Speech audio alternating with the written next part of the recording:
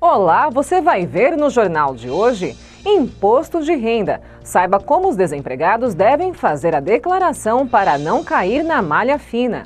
A primeira providência é ter em mãos o comprovante de rendimentos para evitar erros e divergências de informações. É no comprovante que aparecem a natureza e a indicação dos valores relacionados. Tecnologia a serviço da polícia. Esta é a Rede Nacional de Bancos de DNA de Criminosos.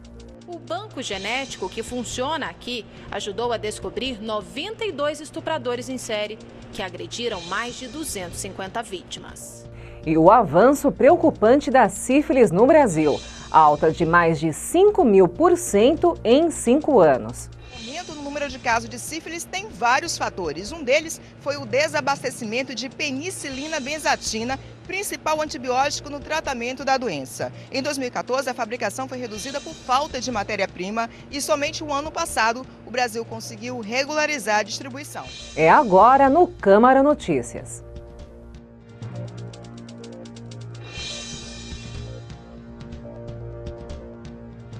A entrega da declaração do Imposto de Renda está entrando na reta final.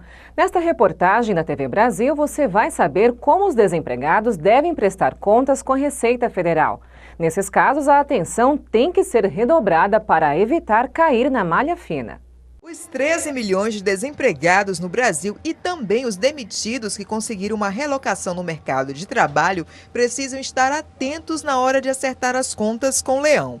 As verbas recebidas no momento da rescisão do contrato devem ser declaradas de forma diferente. E essa era a principal dúvida de Rafael, que pediu demissão do emprego depois que foi aprovado em um concurso público. Quando eu fui receber a folha com as verbas rescisórias, eu vi que a grande parte das minhas verbas rescisórias eram de rendimentos de férias, indenização de férias não gozadas, né? Aí eu acabei descobrindo já, assim, quase em cima da hora, que pelo menos essa parte de férias não seria isenta, né? A primeira providência é ter em mãos o comprovante de rendimentos para evitar erros e divergências de informações. É no comprovante que aparecem a natureza e a indicação dos valores relacionados. Ele tem que obter todas as informações corretas que estão na rescisão e, em cima disso, ele tem que verificar nas cédulas, né, da Receita, lá no próprio formulário, que diz os campos específicos onde lançar cada coisa, tipo FGTS, férias. Saldo de salários, horas extras e 13º devem ser declarados na ficha Rendimentos Tributáveis recebidos de pessoa jurídica. Aviso prévio, o pagamento de férias não gozadas e outras verbas de caráter indenizatório ficam isentos do imposto, assim como o FGTS e parcelas do seguro-desemprego. Mas antes de declarar as verbas rescisórias, o contribuinte precisa estar atento se ele se enquadra nas regras gerais de obrigatoriedade. Mesmo desempregado, ele pode ter oferido alguma renda isenta, no caso, rendimentos isentos não tributáveis acima de R$ 40.000 recebidos, eles obrigam o contribuinte à entrega da declaração. Se esse desempregado recebeu rendimentos tributáveis acima de R$ 28.559,70, ele também se enquadra na condição de obrigatoriedade, tá? Mas se ele não teve nenhum desse tipo de rendimento, ele não precisa apresentar a declaração de imposto de renda. Faltam menos de 2 semanas para os eleitores que não votaram e não justificaram a ausência nas últimas 3 eleições regularizarem a situação. Quem não fizer isso deve ter os títulos cancelados. Quase 2 milhões de eleitores correm o risco de ver o título cancelado no Brasil. O prazo para regularizar a situação junto à Justiça Eleitoral é dia 2 de maio. Se encaixam neste público eleitores que não votaram, não justificaram a ausência ou não pagaram as multas referentes às 3 últimas eleições. E atenção, cada turno é considerado uma eleição diferente pela Justiça. Para regularizar a situação, o eleitor deve ir a um cartório eleitoral e apresentar um documento oficial com foto. O passaporte não é aceito como documento. Um comprovante de residência e, se tiver, o título de eleitor e comprovantes de votação, justificativa ou de quitação de multa. Caso o título seja cancelado, o eleitor fica impedido de se inscrever em concurso público, tomar posse em cargos públicos ou receber salário de órgãos públicos. E também não poderá tirar passaporte ou carteira de identidade, obter empréstimos ou renovar matrícula em instituição de ensino oficial. Eleitores com voto facultativo, ou seja, analfabetos, jovens entre 16 e 18 anos, maiores de 70 anos ou com deficiência comprovada, não precisam fazer a regularização. A região da Amazônia Legal vai receber 18 milhões de reais para ações de regularização fundiária. É o que prevê um acordo de cooperação técnica fechado entre Brasil e União Europeia no último dia 12. A meta é dar segurança jurídica aos pequenos agricultores que vivem na região. O projeto de cooperação técnica entre Brasil e União Europeia terá a duração de 4 anos e será dividido em 2 fases. Dentre as ações previstas está a realização de mutirões de regularização fundiária na Amazônia Legal. Ao todo serão investidos 18 milhões de reais. Desse valor, a maior parte será a contribuição da Comissão Europeia, cerca de 13 milhões. A boa gestão fundiária na região amazônica é muito importante para o agricultor familiar lá, mas é muito agricultor também para o cidadão do outro lado do mundo, porque tem um impacto sobre alterações climáticas. O projeto de cooperação técnica vai complementar o programa Terra Legal. Criado em 2009, o programa do governo federal tem o objetivo de regularizar ocupações legítimas, dando prioridade aos pequenos produtores e às comunidades locais. O programa já entregou títulos de terra a cerca de 28 mil famílias na Amazônia Legal. A meta é atender mais de 150 mil. No Brasil, mais de 1 milhão de famílias vivem em assentamentos. Dessas, 85% não têm o título da terra e, por isso, não acessam políticas públicas, como o Programa Nacional de Fortalecimento da Agricultura Familiar, o PRONAF, e o Serviço de Assistência Técnica e Extensão Rural, ATER. O objetivo é dar segurança jurídica para esse agricultor, para a nossa equipe, um trabalho de digitalização de todo esse material, buscando cada vez mais dar celeridade, buscar realizar esse trabalho com mais segurança e em menos tempo. Ela promove a inclusão produtiva, né? Na medida em que você tem o título de posse da sua área, você passa a usufruir de alguns direitos de crédito que você consegue fazer investimentos naquela área, né? E no próximo bloco, Banco de DNA de Criminosos, uma importante ferramenta de investigação. Desde 2012, uma lei federal integrou os bancos de DNA de 18 estados e da Polícia Federal, criando uma rede. De lá para cá, os laboratórios têm trabalhado para incluir as informações genéticas de crimes antigos. E um alerta sobre uma doença que avança cada vez mais no Brasil, a sífilis. Ela passa da mãe para o bebê. E se a mãe não for tratada de forma correta, ela passa para o seu filho, e seu filho pode nascer com manifestação da doença. Não saia daí, é depois do intervalo.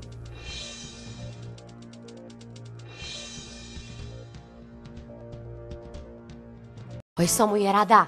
Se hoje for dia de bebedeira, não vá fazer besteira não, hein? Tipo, pegar a estrada ou pegar carona com quem bebeu. Melhor terminar a noite solteira. Se cuida, mulher.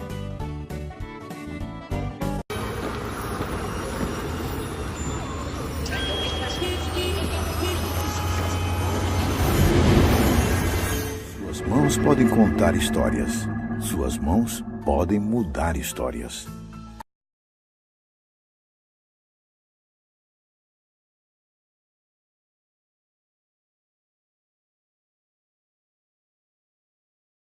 Antes, você tinha que correr de um lado para o outro quando acontecia um problema com uma compra. E acabava tendo que esperar, perder dinheiro, se estressar. Agora, acessando consumidor.gov.br, você pode resolver suas questões de consumo com as maiores empresas do Brasil pelo computador ou smartphone usando só uma mão. 8 em cada 10 casos resolvidos em até 7 dias. Pesquise, reclame, resolva. Consumidor.gov.br. Conciliação tá na mão.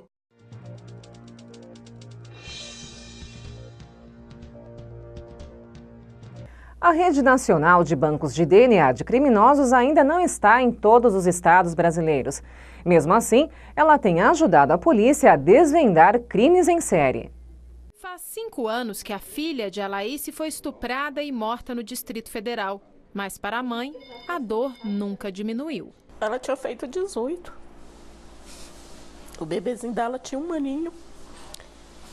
E lá estava ela prostrada naquela situação, toda amarrada e toda machucada. Eu imaginei que pudesse acontecer isso com qualquer pessoa, menos comigo. Porque a gente nunca espera que aconteça algo assim, né? Com a gente, nunca. Os pais da jovem Yusline nunca perderam a esperança de que o agressor fosse identificado e preso. Demorou, mas agora eles estão mais perto da justiça. O assassino foi identificado em Minas Gerais, onde já havia cometido outros 4 estupros. O CM desse rapaz bateu com o número da identidade, que ele já tinha sido preso, estava preso lá em Minas. Então falou, uai, esse CM aqui desse rapaz, esse número aqui, é o mesmo da Yusline. Esse cara aqui está preso lá em Minas, vamos buscar ele. Foram lá e buscaram ele para cá. O caso foi solucionado graças ao trabalho deste laboratório de Brasília, integrado à Rede Nacional de Bancos de DNA de Criminosos. Foi exatamente por meio do uso de bancos de perfis genéticos que foi possível chegar à autoria do crime da Yusline. No caso, o agressor havia cometido o crime em Brasília. Ele deixou vestígios no corpo da vítima, o perfil genético desse vestígio foi inserido no banco local e posteriormente no Banco Nacional, e quando confrontado com perfis genéticos de outros estados, houve uma coincidência com o perfil genético relacionado a um estupro ocorrido em Minas Gerais. Este laboratório, fundado em 1996, foi o primeiro do Brasil a trabalhar com exames de DNA em investigações criminais. O banco genético que funciona aqui ajudou a descobrir 92 estupradores em série, que agrediram mais de 250 vítimas. Desde 2012, uma lei federal integrou os bancos de DNA de 18 estados e da Polícia Federal, criando uma rede.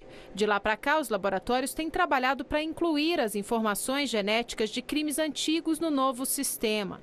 De acordo com o último relatório do Ministério da Justiça, até maio do ano passado, a rede contava com cerca de 3.400 vestígios de perfis genéticos cadastrados. E para aumentar esse banco e permitir que mais casos sejam solucionados, é importante que as vítimas de estupro denunciem. No Rio de Janeiro, uma escritora e youtuber assumiu uma importante missão na ONU Brasil: defender o direito das mulheres negras na sociedade. Kênia Maria se tornou uma das vozes mais atuantes no país na luta contra as desigualdades de gênero e raça. Ser mulher e negra é um desafio constante na vida de Tatiana. As dificuldades vão desde conseguir um papel de destaque no teatro, área em que atua, até enfrentar a negligência do sistema público de saúde. Há 8 anos, ela foi vítima de violência na hora do parto. Eu fui negligenciada durante o parto do Apolo. Era visível que ele estava passando por um processo de sofrimento. Eu perdi muito sangue. Os toques, né, que fizeram já tinham identificado que a dilatação, né, do meu colo do útero já tinha estacionado em 3 centímetros. E mesmo assim a gente ficou 24 horas esperando por ele nascer. Toda essa questão ambiental do nascimento dele certamente favoreceu a que ele fosse autista. Os problemas não param por aí. De acordo com uma pesquisa do IPEA, o Instituto de Pesquisa Econômica Aplicada, as negras são apenas 0,4% das executivas brasileiras e recebem, em média, 58% da renda das mulheres brancas. Um estudo da Faculdade Latino-Americana de Ciências Sociais mostra que em 10 anos o número de homicídio de mulheres brancas caiu 10%. No mesmo período, o assassinato de negras aumentou 54%. Para dar mais visibilidade a essas questões, a ONU nomeou em março uma brasileira como defensora dos direitos das mulheres negras no mundo. Kênia Maria é carioca, ativista, atriz e escritora. Há 4 anos, anos, criou um programa na internet onde questiona a ausência do negro na publicidade. Queremos ver histórias nossas protagonizadas por nós, escritas e dirigidas por nós, pensadas por nós, um microfone na nossa mão, e eu acho que o importante é a sociedade entender que para resolver precisa ouvir as mulheres. Para esta representante da ONU, é preciso dar voz às mulheres negras e promover políticas de igualdade de gênero no Brasil. O racismo e o sexismo no Brasil seguem sendo fatores estruturantes. Se fala mais, se conhece mais, tem leis, mas ainda tem muito que ser feito e os números demonstram que é ainda uma situação que precisa ser acelerada. A sífilis segue avançando no Brasil e os dados do Ministério da Saúde sobre a doença, que é transmitida principalmente pelo ato sexual, são alarmantes. Em 5 anos, houve um aumento de mais de 5.000% no número de casos da doença. Uma infecção sexualmente transmissível, silenciosa e crônica. A sífilis, uma das doenças mais antigas da humanidade, voltou a atacar. De acordo com o Ministério da Saúde, em 2010, foram registrados 1.249 casos de sífilis adquirida, a que se pega através de relação sexual desprotegida. 5 anos depois, esse número já era de quase 66 mil, um aumento de mais de 5.000%. O que já é considerado uma epidemia, o aumento no número de casos de sífilis tem vários fatores. Um deles foi o desabastecimento de penicilina benzatina, principal antibiótico no tratamento da doença. Em 2014, a fabricação foi reduzida por falta de matéria-prima e somente o ano passado o Brasil conseguiu regularizar a distribuição. A escassez do medicamento pode ter contribuído para aumentar o nascimento de bebês com sífilis congênita, segundo especialistas. No Maranhão, entre 2007 a 2016, foram notificados quase 4 mil casos de sífilis em gestantes. A partir de 2013, o número de casos de bebês com sífilis congênita começou a aumentar, passando de 3,4 por mil nascidos vivos para 8 mil por mil nascidos vivos em 2015 e em 2016 foram notificados 412 casos. Ela é grave porque ela passa da mãe para o bebê. E se a mãe não for tratada de forma correta, ela passa para o seu filho e seu filho pode nascer com manifestação da doença. Então, há uma série de complicações e sequelas. E ainda mais, se nascer, está comprovado que 40% das crianças infectadas poderão morrer no primeiro ano de vida. Apesar de grave, a doença é curável. O diagnóstico é realizado nas unidades básicas de saúde, principalmente em gestantes, que devem começar imediatamente o tratamento. Hoje nós temos um teste rápido que é utilizado para esse diagnóstico. Então é muito rápido e prático, como já disse, teste rápido. Então em volta de 10 a 20 minutos sai o resultado. A partir daí é ofertado também a penicilina, que pode ser mesmo administrada dentro da unidade básica de saúde. O tratamento da doença leva de 9 meses a 1 ano. De acordo com especialistas, a interrupção do tratamento é um dos fatores que tem contribuído para a epidemia de sífilis e outras doenças sexualmente transmissíveis. O tratamento inadequado da sífilis pode determinar o aumento da resistência bacteriana. Outro aspecto é o aspecto comportamental, que é social, é cultural. Isso acontece não só em relação à sífilis, como em questão da AIDS e como todas as DSTs. Estão aumentando novamente a DSTs por conta da falha das campanhas sanitárias. Então, o que está acontecendo? Principalmente populações jovens, adolescentes, estão deixando de se preservar, estão deixando de usar o sexo, vamos dizer assim, protegido. E você vai ver a seguir. O programa oferece apoio a pequenos produtores no período de estiagem. O milho vendido pela Conab é ofertado a preços abaixo dos praticados no varejo a pequenos produtores. E os atletas da luta olímpica já treinam pensando em Tóquio 2020. A rotina é pesada e olha que nesse dia aí a atividade foi leve, já que era véspera de competição. Não perca, é no último bloco.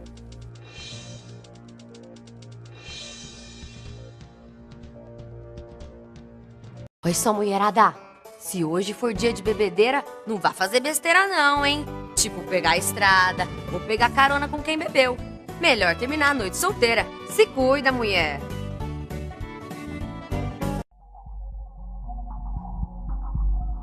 A gente tá junto faz um tempão.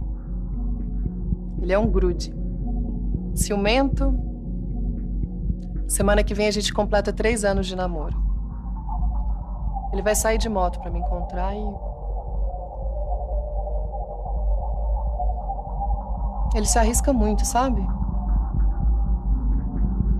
A nossa vida vai ficar muito difícil depois do acidente. Como ele chama? Estatística.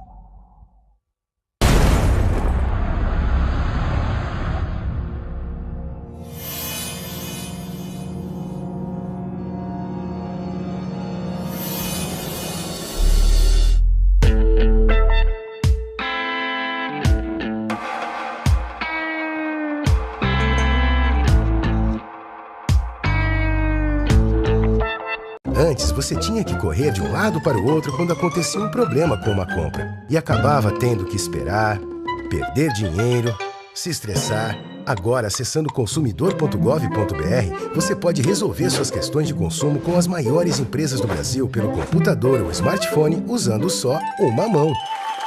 8 em cada 10 casos resolvidos em até 7 dias. Pesquise, reclame, resolva. Consumidor.gov.br. Conciliação tá na mão.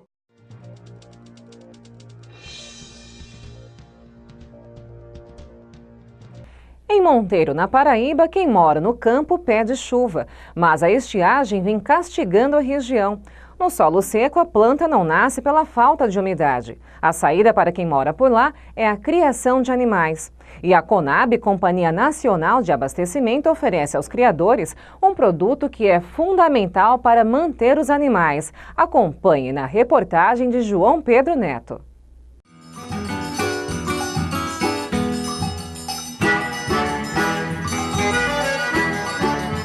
O sertanejo nordestino convive com a seca continuamente. O clima é semiárido, mas nos últimos anos a estiagem tem castigado ainda mais a região. E se da terra fica difícil tirar alguma coisa, uma saída no campo muitas vezes é a criação de animais.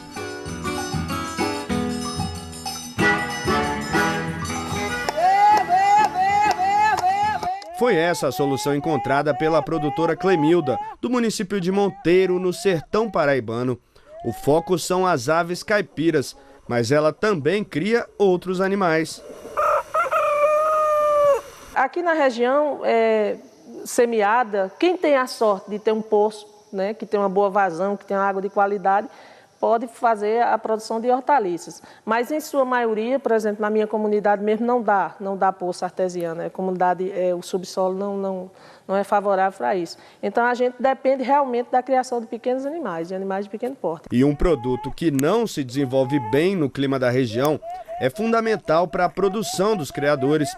O milho, que é comercializado no programa de venda a balcão da Conab, a Companhia Nacional de Abastecimento a criadores e agroindústrias de pequeno porte.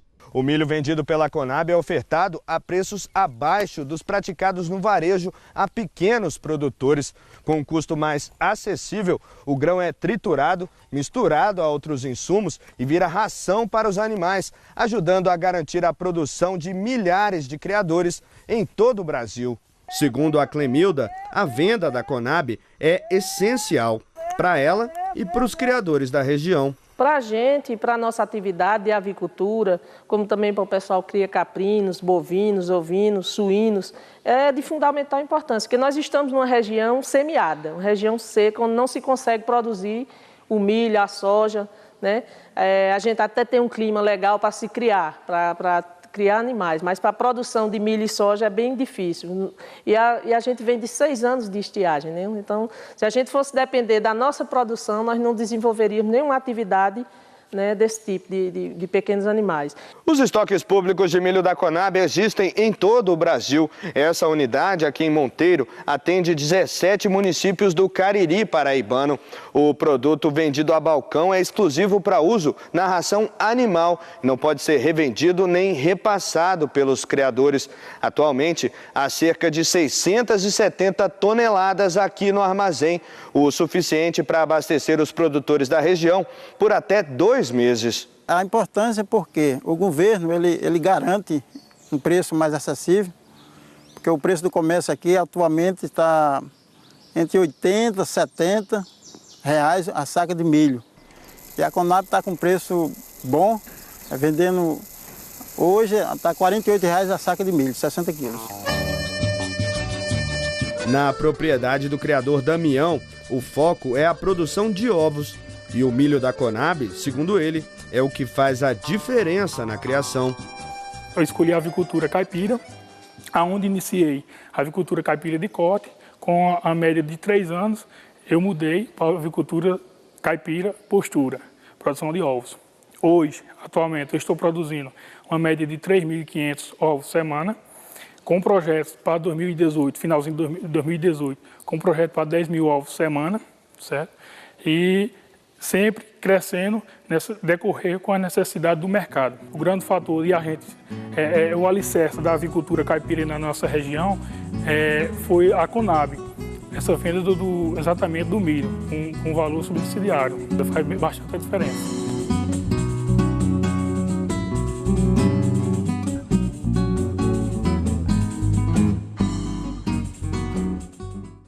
E os atletas da luta olímpica já treinam de olho nos Jogos Olímpicos de Tóquio. A reportagem é de Marília Rigoni. Os exercícios coordenados feitos pelos atletas de wrestling, a luta olímpica, são para dar agilidade e flexibilidade para garantir força e superioridade na hora da luta. De segunda a sábado, os atletas treinam no tapete e ainda fazem musculação. A rotina é pesada e olha que nesse dia aí a atividade foi leve, já que era véspera de competição. O objetivo dos lutadores é conseguir uma vaga na seleção brasileira e garantir a participação no Pan-Americano em maio deste ano. Pedro Rocha é um deles. Na categoria 86 quilos, o jovem de 23 anos garantiu o 2º lugar no Campeonato Brasileiro de Estilo Livre, ocorrido neste mês, no Rio de Janeiro. Eu sou agora o atual campeão brasileiro e em 2015 também fui, então venho mantendo bons resultados aqui no Brasil também e continuo querendo manter bom resultado, ainda mais agora, né, com o apoio da Marinha, então quero continuar sendo campeão. É um ano de renovação, um ano de experiência, né, um ano pós-olímpico. Então é aquilo, é para se testar, se for errar, para errar agora, para chegar a 2019, 2020, tá bem. Pedro, que tem apoio da Marinha, também foi bronze no Mundial de Pavalani Wrestling. Ele explica a diferença entre esse estilo e a modalidade olímpica. A gente diz assim que é mais ou menos como se fosse um wrestling tradicional, que é um wrestling que vem do Irã, que é uma potência muito grande na luta olímpica, junto com Azerbaijão e Rússia, que para mim são as 3 maiores potências. A diferença é que a gente luta de malha, só que a gente bota uma bermuda, entendeu? Então pode segurar a bermuda e que se você bater de costas no chão, acaba a luta. É a grande diferença, assim, de resto é tudo igual. Campeão brasileiro nas categorias 57 e 61 quilos, Felipe Esteves foi o melhor entre os atletas de 65 quilos no campeonato deste ano. Essa mudança faz parte do planejamento para os Jogos de 2020. É uma superação, né? Então, tipo assim, o objetivo é eu estar sempre me superando. Foi uma estratégia dos professores para o próximo ciclo olímpico de 2020. Eu subi de categoria para não me desgastar tanto. E quando chegar próximo a 2020, eu voltar novamente ao peso 57 e chegar com tudo, né? Promessa ainda com idade júnior, Felipe Santos, 18 anos, já disputa a categoria adulta, feita para atletas a partir dos 21 anos. O atleta foi descoberto por um projeto social na ladeira dos Tabajaras, zona sul do Rio de Janeiro. Meu professor deixa bem claro que não é prioridade, eu vou entrar e dar o meu melhor. E tá entregue nas mãos de Deus, vai ser o que tiver que ser, vai ser. Acho que eu não tenho tanta pressão, eu me sinto à vontade até com isso, porque a luta olímpica é o esporte que eu amo. E eu vendo eu como promessa e como exemplo para a comunidade onde eu moro e para as pessoas ao meu redor, isso para mim me faz bem. O técnico da Seleção Brasileira de Wrestling Estilo Livre, Daniel Alvarez, avalia a preparação dos atletas e destaca o planejamento deste ano para a modalidade. A gente está investindo em descobrir novos talentos, né? A gente começou um ciclo olímpico novo e fortalecer as categorias de base, né? Para a gente ter na próxima Olimpíada uma base que foi sólida, né? E conseguir bons resultados com isso. A gente está procurando captar esses meninos potenciais para trabalhar para 2020, 2024 e é esse o foco principal.